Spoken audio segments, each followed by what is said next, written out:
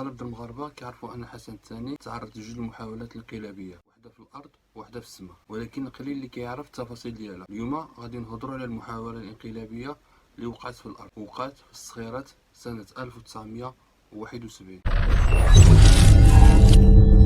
قبل ما نهضروا على الانقلاب خصنا نعرفوا شنو هي الاسباب اللي خلت محمد المذبوح اللي هو الراس المدبر لهذا الانقلاب، وهو كان قريب للملك حسن الثاني، وهو مدير الديوان الملكي في ذاك الوقت. واحد النهار المذبوح كان في الولايات المتحده الامريكيه، كانت عنده تما شي مهمه، اكتشف شي وثائق اللي كتورط شخصيات نافذه في الدوله، وعنده ملفات الفساد عليهم، وكتب تقرير للملك حسن الثاني وقال له ها اللي كاين وها اللي كاين وها اللي اكتشف. وردة الفعل الملك حسن الثاني ما عجبش محمد المذبوح، وهنا المذبوح بغى يعدل شي حاجه باش يغير الاوضاع وينهي الفساد اللي كان منتشر بشكل كبير في الدوله المغربيه، لان المذبوح كان معروف عليه بان يده نقيه وانسان نزيه وما كيبغيش الفساد. نهار 10 في 7 1971 كان الملك في قصر الصخيرات، وهو وكبار الشخصيات المغربيه واجنبيه كانوا كيحتفلوا بعيد ميلاد الملك 42. في الجهه المقابله عند الانقلابيين محمد المذبوح ومحمد عبابو، هاد الجوج ديال الريوس هما اللي خطوا ونفذوا هاد الانقلاب. كاين اللي كيقول حتى محمد أفقير كان معاهم، ولكن ما دخلش معاهم في التخطيط والتنفيذ، فقط عطاهم موافقه وقال لهم اذا صدق لكم الانقلاب انا معاكم، واذا ما صدق لكمش الانقلاب ما تعرفوني ما نعرفكم او لا عنسالي معكم. المذبوح كان ناوي يعدل الانقلاب الابيض بلا ما تطيح حتى شي قطره الدم، وكان ناوي يحاصر قصر الصخيرات ويستغل وجود الاغلبيه النخبه السياسيه والاجتماعيه والعسكريه في القصر. كان باغي ملي شبر الحسن الثاني ويعطيه الورقه بان الحسن الثاني استسلم، كان باغي يرسل الملك والاسره الملكيه خارج البلاد، وكانوا عنده جوج الاقتراحات، اما الولايات المتحده الامريكيه او لا فرنسا. كان باغي يعطي للملك فرصه الاختيار الوجهه ديالو، كان باغي يفرض على الملك بانه يتنازل على العرش ويسلم السلطه، من بعد يشكل القياده العسكريه ويحكم المغرب. محمد عبابو هو مدير المدرسه العسكريه هرمومو. هاد عبابو كانت فيه الشروط اللي كان كيقلب عليها المذبوح، سيد عنده كاريزما القياده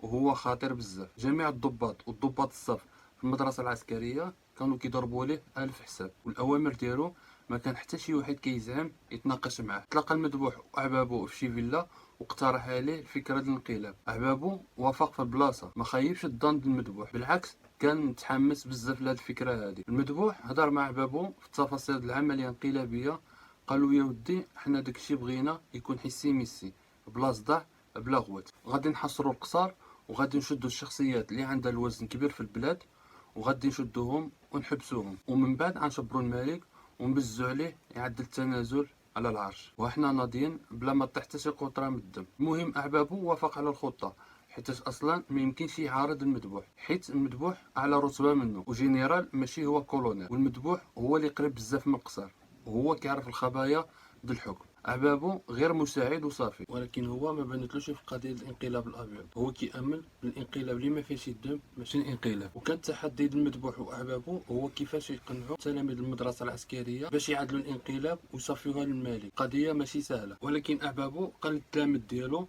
نهار 10 يوليوز ان شاء الله غادي تكون عندهم واحد المناوره عسكريه في بن سليمان، وغادي يشوفوا الجاهزيه للجيش ديالهم. وهذه المناوره هذه كانوا يعدلوها واحد النخبه عاليه بزاف، وهو قال لهم انا توسطت لكم وهضرت مع الجنرال باش يرجع الشرف د هذه المناوره هذه المدرسه ديالنا وما تخيبوش الظن ديالي، ونهار 10 يوليوز ان شاء الله غادي يكون عندكم موعد مع التاريخ. ولكن هذه المناوره هذه غتكون بالذخيره الحيه، يعني بالقرطاس بصح. هنا الضباط تعجبوا كيفاش هاد التلاميذ باقي كيقراو وغادي يعدلوا المناورات العسكريه بالذخيره حيه. جاتهم غريبه ولكن ما يقدروش يتناقشوا مع عباب. نهار 10 في 7 1971 مع 2 الصباح خرجوا التلاميذ من مدرسه هرمومو. هاد المدرسه هذه كاينه في النواحي صفرو، بعيده على الصخيرات تقريبا شي 300 كيلومتر. التلاميذ كانوا ما بين 1200 1400 تلميذ، وكاملين كانوا هازين سلاح. مع 12 د النهار وصلوا لبوقناده، منطقه بعيده على مدينه سالا بشي 15 كيلومتر تقريبا، وجبروا احبابو كيستناهم تما وهو وبعض الشخصيات العسكريه. ومن هاد الشخصيات هادو كان تما اخذ محمد عبابو وسميتو محمد أعبابو. محمد أعبابو مساعد ديالو، يعني مساعد محمد أعبابو، انضم الاخ ديالو في بوقنادل باش يعاونوه في العمليه الانقلابيه. هنا أعبابو جمع الضباط ديالو، يعني الضباط ماشي التلاميذ ديالو، حيت التلاميذ ما عارفين والو من هادشي هذا. جمع الضباط وقال لهم غادي نمشيو نحاصروا واحد جوج بنايات، ولكن هو ما جبدلهمش الحصن القصر. قال لهم غنمشيو نحاصروا هاد جوج بنايات والاجانب غادي نشبروهم، وما تبقى غتحصروهم، وما تخليو حتى شي واحد يفلتكم. اذا اضطريتوا انكم تيريو غير تيروا في بنادم وما تعقلوا على حتى شي واحد. من هنا في بوقنادل للصخيرات انتم راكم في منطقه الحرب. وهذه هي الهضره اللي قالها أعبابو للضباط في بوقنادل. دخلت الصخيرات قال لهم ملي غنوصلوا للصخيرات غنقسموا جوج المجموعات. المجموعه الاولى غادي تمشي للباب الجنوبي وكيترأسها أعبابو، والمجموعه الثانيه غادي تمشي للباب الشمالي من جهه الرباط وغيترأسها اخ أعبابو. وكاشاره القصر ما كانش معروف بحال دابا، كان معروف غير عند الناس اللي قرات تما. الصخيرات والرباط وتماره هما اللي كانوا عارفين بداك القصر. وحتى أعبابو في الهضره ديالو مع الضباط راه ما جبدش السميه د القصر، فقط قال لهم غير بنايه. دابا غادي تبدا الروينات بصح، دابا غادي تبدا بحال افلام الميريكان، غادي يقتحموا القصر د الصخيرات اللي فيه الملك والوزراء والسفراء وشخصيات مهمه. وكانوا غير الشخصيات المهمه اللي كيحتفلوا بعيد ميلاد الملك 42. وملي بغى أعبابو يدخل للقصر وقف عليه واحد الضابط دراكي بغى يحبسو وقال له مو كولونيل هذا قصر ماشي قشله. قال له أعبابو حيد من الطريق. الدراكي بدا كيتعاكس معاه وجبد السلاح. الدراكي تيرا في أعبابو ولكن ما حكموش، جبلو في الكتفه ديالو. هاد اللحظه هادي كانت اول قرطاسه في هاد الانقلاب هذا، وكانت على أعبابو بالزربه جبد السلاح ديالو وتيرا في ديك الدراكي وجابالو في الراس وجابوا دوده. أعبابو كان معروف بالمهاره ديالو بزاف. والعجيب في الامر هو ان الانقلاب كان غادي يسالي، وكان غير داك الدراكي ني شويه وكان غيجيبالو في الراس. فهاد الساعه هادي كان غيحبس الانقلاب، ولكن ما كتبش واستمر الانقلاب. هنا أعبابو عطى الامر ديالو لجميع التلاميذ، كلشي التلاميذ والضباط الصف عطاهم الامر باش يطلقوا النار. هنا أعبابو ما احترمش التراتبيه ديال الجيش، يعني كان خصو يعطي الامر للرتبه اقل منه وهي ماشي. هنا كلشي بدا كيتيري وكيقول عاش الملك لنقتل الخونه. حتى أعبابو كان كيقول هاد الكلمه هادي، عاش الملك لنقتل الخونه. هنا بداو كيطلقوا النار ولكن ماشي على هدف محدد، يعني اللي جاب غارتهم كيضربوها بالنار. كما قلنا المجموعات الانقلابيه تقسموا لجوج الوحدات، وحده من الجهه الشماليه وحده من الجهه الجنوبيه. هادوك اللي دخلوا من جهه كازا كيسمعوا القرطاس، وهذاك اللي دخلوا من جهه الرباط كيسمعوا القرطاس. أعبابو قال لهم غادي نمشيو نحصروا البنايه وراه كاين تما المشاغبين. وكل واحد كان كيسمع القرطاس كان كيقول هذوك هما المشاغبين، يعني هما غير هما نفس المجموعه غير هما انقسموا على جوج. والقرطاس تما وناضت الفوضى. بداو التلاميذ كيتيروا في المعروضين ديال الملك، وكل واحد فيهم فين مشى. كاين اللي مشى لجهه البحر. المهم كلشي باغي يهرب من هذا الجحيم هذا. هنا غادي تلقاو راس الحربه للانقلاب المذبوح وأعبابو. المذبوح اللي كان باغي الانقلاب الابيض، واعبابو اللي رجع هذا الانقلاب هذا من الانقلاب الابيض الى انقلاب احمر. المذبوح قلف أعبابو قال له هذا الشيء هذا واش حنا عندنا تبوريده؟ قال له واش انا قلت لك عدل هذا الشيء هذا؟ أعبابو جاوبو بواحد البروده قال له مون جينيرال هذا نهار كبير والرجال ديالنا كيحتفلوا، واش اليوم ماشي النشاط؟ محمد الرئيس كتب في المذكرات ديالو قال بان المذبوح قال لأعبابو بان الملك راه تنازل على الحكم والالتزام ديالو راه هو عندي في الجيب، ولكن يلاه نمشيو نهضروا معاه انا وياك الراس في الراس. أعبابو ما فهم والو، قال له كيفاش ياك هو تنازل على العرش؟ المذبوح قال له لا ضروري باش ندوزو المرحله المقبله، خصنا نمشيو نشوفوا الملك انا وياك والراس في الراس وبلا سلاح. ولكن هو قال له اذا كان ضروري نمشيو نشوفوه راه ما يمكنش نمشي بوحدي، ضروري يمشي معايا الجيش ديالي. والو المذبوح حالف يمشيو غير بجوج، وقال له يا ودي راه بلا ما تخاف غنمشيو انا وياك الراس في الراس وما تخاف من والو، هادشي هذا على حسابي. أعبابو بحال اللي تخلو الشك وقال مع راسو هذا شي قالب، هذا ما فيش ثقه، هذا يا يعدل لي شي قالب. وخا هيداك ضرب موافقه وقال له يلا نمشيو نشوفوا الملك سير على الله. وضل عند الجنود اللي معاه والضباط وغمز لهم قال لهم تبعوني. وغيوقع واحد البلان هو اللي غيبين لعبابو بان المذبوح باغي فيه بلان، هو ماشي معاه وتابعوا باش يمشيو لعند الملك.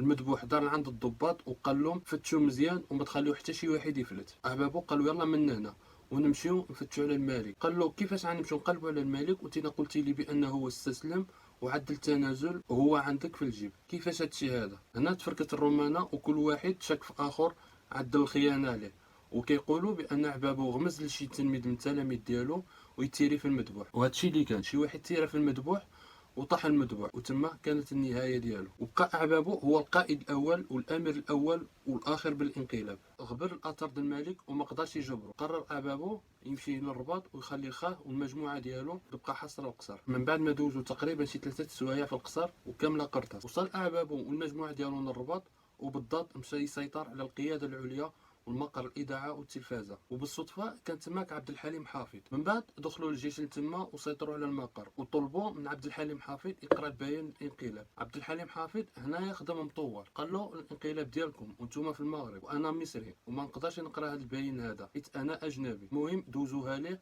وما قراش هذا البيان.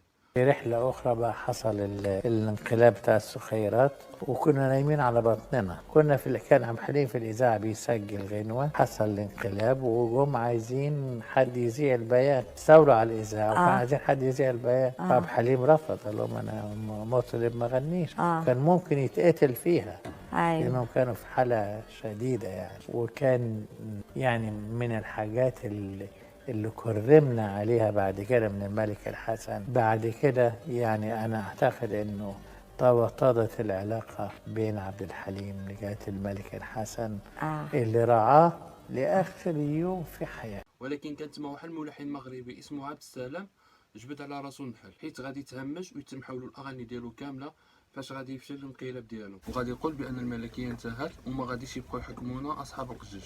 وهنا كان كيقصد النخبه الفاسيه اللي كانت كتحكم في ذاك الوقت هذاك وكتسيطر على الثروات المغربيه في ذاك الوقت. من بعد ما تداعى بيان الانقلاب في الاذاعه الوطنيه غادي يمشي عبابو يسيطر على القياده العليا، ومن تما غيخبر الجنود ديالو على الاسباب الرئيسيه للانقلاب، وغادي يقول لهم بان غيكون التحويل في الجيش وغادي يطمعوا.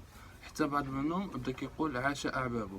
اخذ اعبابو اللي بقى في الصخيرات خلاها وجا لعند خاه نربط. وهنا اعبابو قلب فيه وقال له واش انا خليتك في القصر باش تقلب على الملك ولا انت ماجي عندي؟ وهنا تكفست الامور على اعبابو والمجموعه ديالو الانقلابيه. بدات المحاصره على الانقلابيين، واول واحد وصل تما هو جنرال بوهالي، وجات معاه وحدات خفيفه الامن. وكان هاد بوهالي ما كيتحاملش مع اعباب، هو جا باش يسيطر على الاوضاع ويلغي الانقلاب. من بعد اعبابو خرج لعنده باش يشرح ليه الاسباب الانقلاب وباش يقنعو ينضم ليه للانقلاب. ولكن بوهالي كان ملكي ورفض باش ينضم لاعبابو.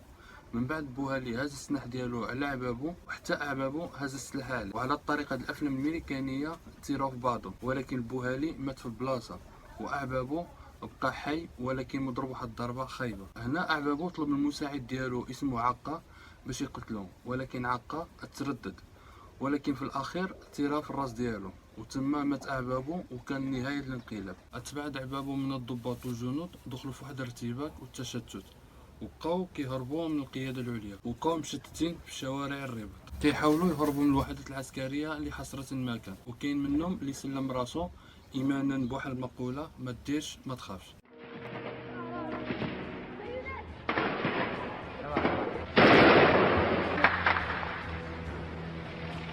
Nous sommes maintenant derrière la cathédrale où de nouveau les tirs sporadiques ont lieu, car maintenant, étant donné que des poches de résistance ont encore lieu à Rabat, vous entendez des automitrailleuses derrière nous et des fantassins qui cernent le quartier. Ça tire encore dans certains coins de la ville, du quartier de l'ambassade de France, du côté également du Palais Royal, et les mutins auraient pris des otages et on essaye actuellement de les rechercher. Vous voyez que la situation est encore très confuse à l'heure où nous vous parlons. لان اغلب التلاميذ او الجنود كانوا كيسحب لهم كانوا في مناوره عسكريه. من بعد جا واحد كولونير وقال للتلاميذ ما عليكم غير الاستسلام ويحطوا الاسلحه ديالهم. من بعد عدل لهم واحد الصف وجات واحد الدبابه اللي عند الروايد كبار وجات اون فاصلي لهم، ومن بعد بدات كتيري فيهم بواحد الرشاش، حيت هاد الكولونير هذا من مدرسه الهرمومو وما كيحملش يوفقر. وملي هادو التلاميذ ديالو هاد الكولونير هذا عدل هاد الفعل هذا. حسن الثاني من بعد ما فشل الانقلاب اخرج واعطى صلاحيه الافقر، ونهار 13/7/1971 مع 11 الصباح يعني اقل من 48 ساعه من بدايه الانقلاب تم اعدام حوالي 10 من الانقلابيين في معسكر مولاي اسماعيل من نواحي الرباط. اما باقي التلاميذ والضباط دازوا في محكمه عسكريه. ونهار 22 في شهر جوج 1972 تحكم على محمد الرئيس بالاعدام.